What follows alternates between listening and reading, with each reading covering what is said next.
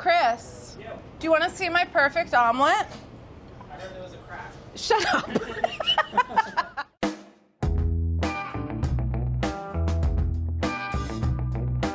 Guys, this video is all about eggs. One egg, 4 ways. First, I'm gonna poach it, then I'm gonna fry it, then I'm gonna scramble it, then I'm gonna make an omelet out of it. The same egg all the way through. It's magic. No, it'll be different eggs. First of all, let's talk about an egg.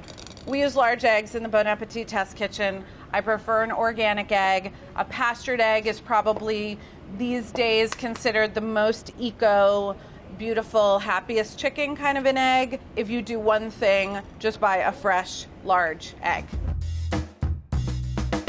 Rules for poaching an egg. You have your large egg, fridge cold, pan of water. A lot of recipes are going to tell you that into this water or somewhere involved you need vinegar. I'm going to tell you no. So the 2 things that you need to remember about the letter V are vinegar no and vortex yes. Okay? Vinegar helps the egg white coagulate, which is why a lot of recipes say to put it into the water or to put the egg in the vinegar. In my experience, when you put in enough vinegar for it to actually have an effect on coagulating the white, you taste the vinegar. So I experimented and this method works great. It is a pan of barely simmering water, and with this spoon, very scientifically, I'm making a vortex. And then into there goes the egg. 2 minutes, 30 seconds. You need to be precise with the cooking of the egg. A very small amount of time can make a very big amount of difference. Flip it over a couple of times. You just want to have the white sort of wrapping around the yolk as much as possible. Double check your egg. Just pull it out of the water. What you want to see is that the white is set, but not super hard. It still looks luscious. And you can actually just press on the yolk and make sure that it has some give to it. That means it's still going to be runny. This to me looks slightly translucent over the top of the yolk. So I'm going to give them a couple more spins. All right, so I'm going right onto a buttered English muffin, which is my favorite way to enjoy a poached egg. Sometimes I make poached eggs for breakfast for my 14-year-old son, and people say, oh, you're insane, you're crazy. You're one of those crazy food magazine people that makes poached eggs. It takes 2.5 minutes. It's like, why wouldn't you poach an egg? Water, egg, ooh, perfect. Do you want to fry an egg right now? Let's fry an egg right now. Let's fry an egg. I like to fry an egg so that it has a lot of crunchy texture. And I also like to eat eggs for dinner, and I like to eat them with greens. So before I even make my egg, I'm gonna make some greens. The first thing is Swiss chard stems. And it's kind of amazing the amount of greens that you need for a portion. And this is gonna be the bed for my crispy fried egg. And now the pan's already heated up. I'm also putting enough oil to completely coat the bottom of the pan. And that's key, and it's gonna seem like a lot, and I can already hear about it, but most of it's gonna stay in the pan. Nothing's gonna stick. It's gonna add a lot of flavor. And you will see towards the end, I need an excess of oil to make sure that the white is cooked. I like to crack my eggs right on the surface of a flat surface because when it shatters, it doesn't push egg inside of the shell the way cracking on the edge of a bowl, pushes the egg in. So I always smack it on a flat surface. So right away, a lot of puffing, a lot of snapping and crackling, and I already have some brown edges, and that's what I'm going for. So this hot oil, which there's a little extra of, I'm just gonna spoon onto the white of the egg, and I'm trying to avoid the yolk. Look, it's so dramatic and puffy and crispy and lacy, but it's not overcooked. And that should take less than 2 minutes. And it's done. If you were to try to do this with butter and you didn't have olive oil, because the heat in the pan is getting up so high, the butter would absolutely burn, blacken, char. It would be a smoky mess. It would not taste good at all. I'm gonna have another bite.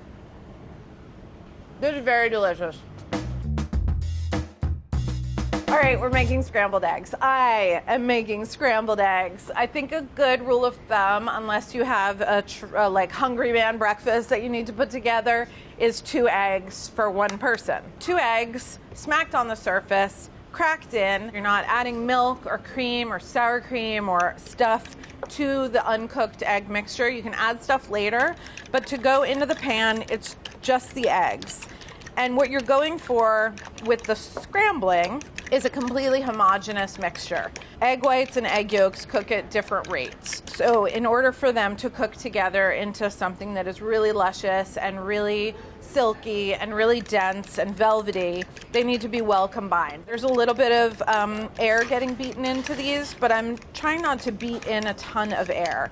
Because if it's a very airy, and this is true for omelets too, you'll get more of a spongy texture and less of a dense and silky texture. I always put a little bit of salt into my eggs before I start cooking them, but like right before. If you do it too far ahead, something weird happens and they get this kind of glassy, thin look to them. So just salt them and then go in. So the best medium for scrambled eggs in my book is butter.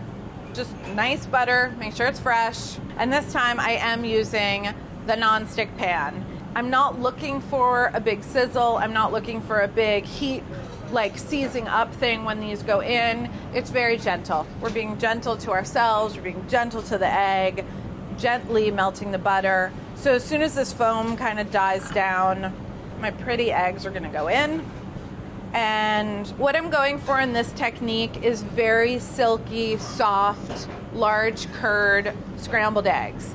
There's another style of scrambled eggs where it's a very small curd and it's almost creamy. It almost looks like cottage cheese. That's not what I'm going for. I'm stirring around, I'm scraping the sides, I'm sort of pushing the egg back and forth along the bottom of the pan, and then I'm waiting again. In between stirring, I'm just kind of letting it go, keeping an eye on it, listening to hear any kind of fat bubbling around the side, which would be an indication that it was hot, and watching the egg set up. It should look just a little bit still wet on the top. I'm gonna stop. I'm gonna put a little bit of cilantro. You could put ricotta in these. You could put parm. That would be really nice.